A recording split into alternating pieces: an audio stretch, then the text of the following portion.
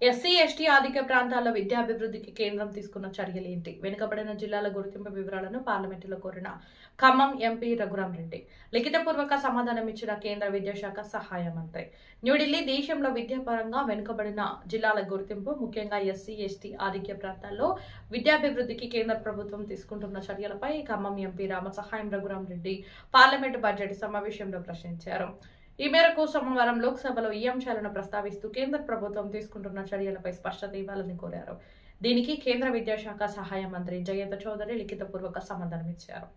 బాలికల కోసం ఈబీబీ ద్వారా అభివృద్ధి చర్యలు జిల్లా స్థాయిలో కాకుండా మహిళల గ్రామీణ అక్షరాస్యత జాతీయ సగటు కంటే తక్కువగా ఉన్న ప్రాంతాల్లోని ఎడ్యుకేషన్ బ్యాక్వర్డ్ బ్లాక్స్ ఈబీబీలుగా గుర్తించి అక్కడ విద్యా అభివృద్ధి చర్యలు అమలు చేస్తున్నట్లు కేంద్ర మంత్రి తెలిపారు.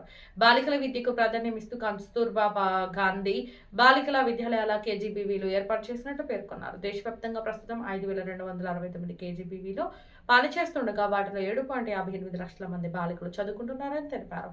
ఇందులో గణనీయ సంఖ్యలో ఎస్సీ ఎస్టీ బాలికలు ఉన్నట్లు వెల్లడించారు.